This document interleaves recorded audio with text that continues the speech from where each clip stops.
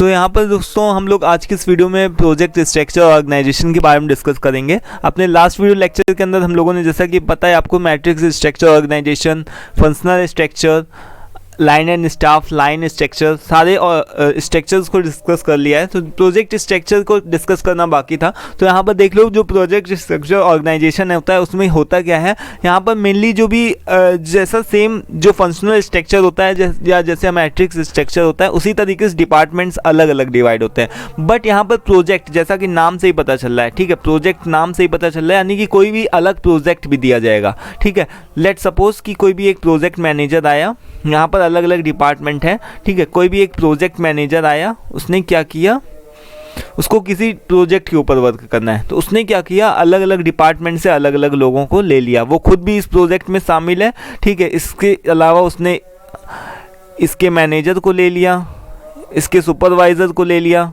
ठीक है, और ऊपर नीचे से कुछ एक वर्कर्स को ले करके एक तरीके से क्या कर दिया, इतने सारे वर्कर्स हैं, ठीक है, इसके अंडर में, और ये खुद भी है। मान लो कि इस तरीके से ये इस तरीके का बंदा है, ठीक है, प्रोजेक्ट मैनेजर भी है, इतने सारे वर्कर्स हैं, ठीक है, यहाँ पर 2 सुपरवाइज़र हैं, एक ये सुपरवाइज़र है, एक ये सुपरवाइज़र है, फिर नीचे की ये सारे वर्कर्स हैं मान लो, ठीक है। तो ये सब क्या है, ये सभी लोग इस प्रोजेक्ट का क्या है, हिस्सा हैं। इस सभी लोग प्रोजेक्ट का क्या बन गए, यहाँ पर से हिस्सा बन गए। यहाँ पर से ये सारे वर्कर्स हो गए और 2 सुपरवाइज़र हो गए, ये 2 सुपरवाइज़र हो गए और ये मैनेजर हो गया और ये प्रोजेक्ट मैनेजर हो गया, ठीक है। तो इतने लोगों का टीम बन गया।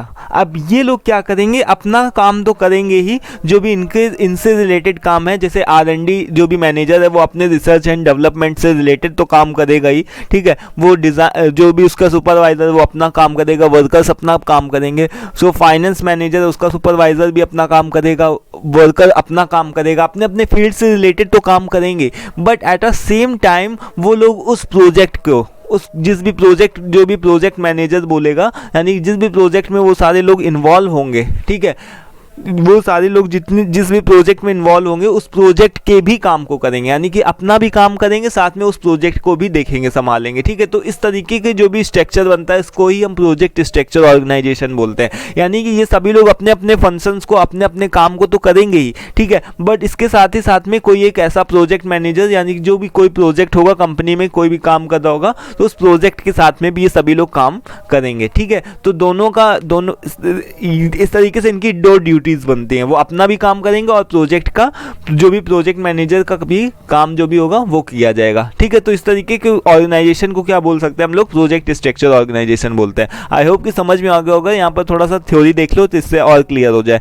तो यहाँ पर the project organisation is the structure of the project, यानी एक तरीके का प्रोजेक्ट का ही स्ट्रक्चर होता है। So it is created with specialist, कोई स्पेशलिस्ट होता है, and workers from the various departments, अलग अलग तरीके के, देखो यहाँ पर से क्या किए गए हैं, वर्कर्स लिए गए हैं, ठीक है, ये सारे वर्कर्स लिए गए हैं, यहाँ पर से देख लो जो डॉटेड लाइन है, ठीक है, और साथ में एक प्रोजेक्ट मैनेजर है, वो क्या कर रहा है, एक प्रोजेक्ट के ऊपर काम कर रहा है। तो यानी कि जो फंक्शनल मैनेजर है वो, उसके जो भी स्टाफ है वो अपना भी काम करेंगे, इसके साथ प्रोजेक्ट मैनेजर का भी काम करेंगे, ठीक है, ये अपना भी काम करेंगे, इसके साथ में प्रोजेक्ट मैनेजर का भी काम करेंगे, ठीक है। तो यहाँ पर इस तरीके से क्या है कि वेरियस डिपार्टमेंट्स के वर्कर्स होते हैं, सुपरवाइजर्स होते हैं, जो कि सबकी लोगों की एक तरीके की टीम बन जाती है, और टीम बना करके सभी लोग एक प्रोजेक्ट के ऊपर ही काम करते हैं, एट द सेम टाइम वो अपना भी काम करते हैं, ठीक है। तो a matrix organisation is a work structure where team members support to, यहाँ पर मैट्रिक्स लिखा हुआ है, मैट्रिक्स को काट करके यहाँ पर प्रोजेक्ट लिख लेना, ठीक है।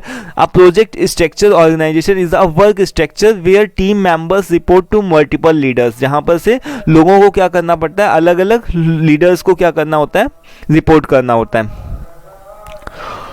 यहाँ पर मैट्रिक्स इसको हटा करके, इसको मैट्रिक्स को एडिट करके प्रोजेक्ट लिख देना, ठीक है।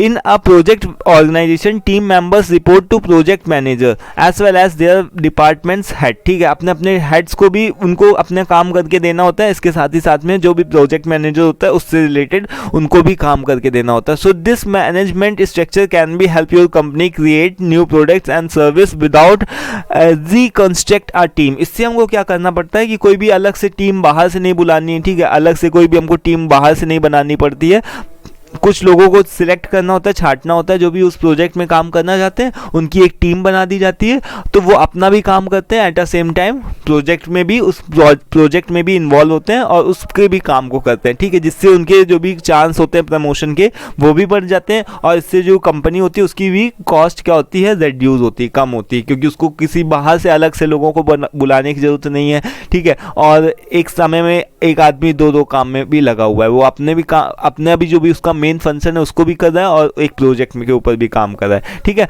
तो ये इसको this was all about project structure organisation. I hope कि क्लियर हो गया होगा। यहाँ पर से जो मैट्रिक्स लिखा है ना, तो उसको काट करके हटा करके प्रोजेक्ट वहाँ पर डाल दीजिएगा, ठीक है। पीडीएफ का लिंक डिस्क्रिप्शन बॉक्स में होगा। वीडियो पसंद आ जाए तो उसको भी लाइक कर दीजिएगा, ठीक है। तो आज की वीडियो में दोस्तों इतना ही रखते हैं। नेक्स्ट वीडियो में हम लोग और भी आगे के फंक्शंस के बारे में डिस्कस करेंगे। Thanks for watching this video. Thank you once again.